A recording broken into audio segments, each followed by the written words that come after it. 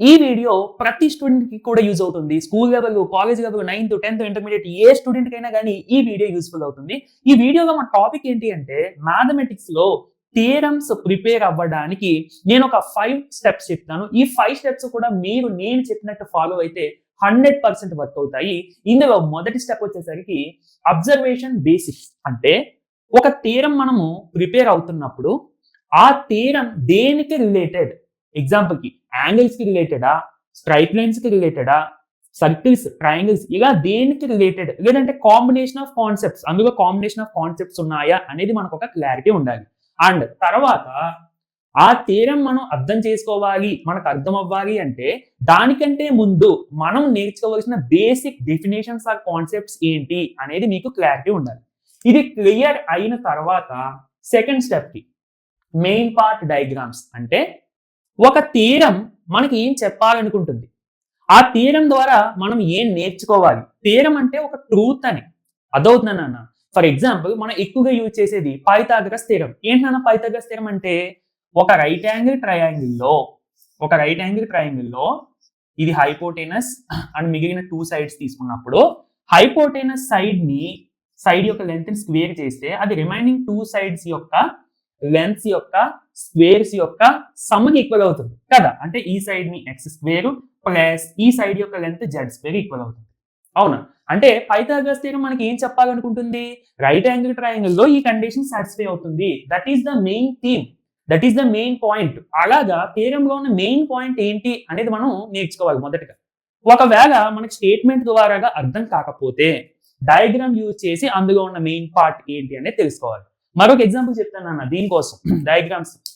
10థ్ క్లాస్‌లో నాకు బాగా గుర్తు. బీపీటీ థియరమ్ ఉంటుంది. Basic proportionality theorem.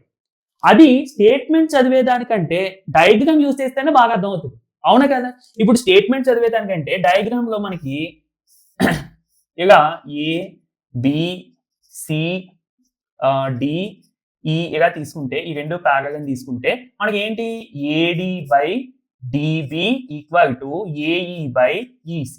So statement చదివేదానికంటే ఈ డయాగ్రామ్ చూస్తేనే నాకు థియరమ్ బాగా గుర్తుంటుంది. ఓకేనా? అంటే ఒక థియరమ్‌ని మనం స్టేట్మెంట్ ద్వారాగా అర్థం చేసుకోవడానికి అందులోని మెయిన్ పార్ట్ ఏంటి అనేది స్టేట్మెంట్ ద్వారాగా అర్థం చేసుకోవడానికి ట్రై చేయాలి. ఇఫ్ ఇన్ కేస్ అది పాసిబుల్ అవ్వకపోతే డయాగ్రామ్ యూజ్ చేసి అర్థం చేసుకోవాలి. అందులో మెయిన్ థీమ్ ఏంటి అనేది. ఇది సెకండ్ పాయింట్ నాన్న. Second step. ఇక third point.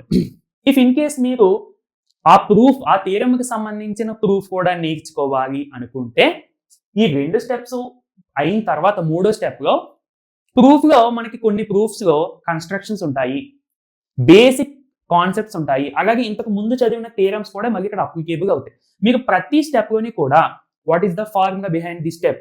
What is the theorem behind this step? What is the concept behind this step? అనేది మీరు క్వెషనింగ్ చేసుకుంటూ ప్రతి స్టెప్ కూడా డయాగ్రామ్‌ని యూజ్ చేసి అబ్జర్వ్ చేస్తూ చాలా జాగ్రత్తగా వెళ్ళాలి. అప్పుడు మీకు ప్రూఫ్ కూడా కంప్లీట్ అవుతుంది. అయితే అన్ని థియరమ్స్‌కి ప్రూఫ్స్ నేర్చుకోవాల్సిన పని లేదు. బట్ కొన్ని ఇంపార్టెంట్ థియరమ్స్ ఫర్ ఎగ్జాంపుల్ 10థ్ క్లాస్‌లో సిమిలర్ ట్రయాంగిల్స్ తీసుకుంటే అందులో మనకి బీపీటీ థియరమ్ స్టేట్మెంట్ ఇంపార్టెంటే, ప్రూఫ్ కూడా ఇంపార్టెంటే. అలాగా కొన్ని థియరమ్స్‌కి ప్రూఫ్స్ కూడా మనకి ఇంపార్టెంట్. అది కూడా నేను ఇంక్లూడ్ చేశానన్నమాట ఇక్కడ.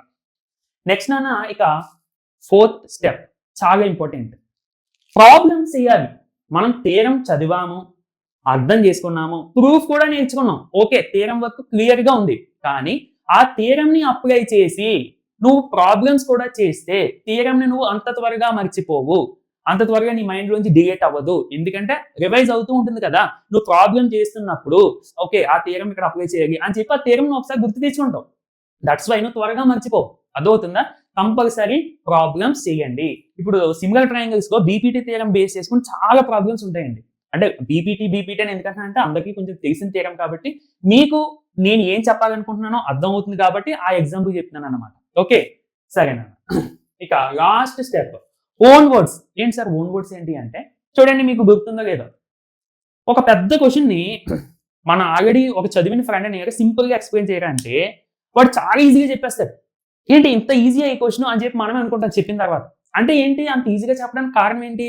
వాడు ఫస్ట్ క్వెషన్ చదివేసి బాగా అనలైజ్ చేసుకుంటాడు. ఓకే, వాట్ ఈస్ వాట్ అని తెలిసేసుకొని చాలా ఈజీగా సమ్మరైజ్ ఒక ఇంత పెద్ద క్వెషన్‌ని చాలా ఈజీగా సమ్మరైజ్ చేసి నీకు చెప్పేస్తాడు. అలాగే నువ్వు థియరమ్ ఎలాంటిదైనా మీ ఫేవరెట్ థింగ్స్, కార్టూన్స్ కానీ, ఫేవరెట్ యాక్టర్స్ కానీ, ఫుడ్ ఐటమ్స్ కానీ, ఏదైనా ఎలక్ట్రానిక్స్ కానీ, ఏదైనా నీకు నచ్చిన వాటితో కంబైన్ చేసేసుకుని ఓన్ గా నువ్వు అదే థియరంకి ఓన్ గా నువ్వు ఒక స్టేట్మెంట్ క్రియేట్ చేసుకుంటావు అన్నమాట. తప్పుది కాదు, అక్కడ మీనింగ్ ఒకటే, మీనింగ్ మారకూడదు.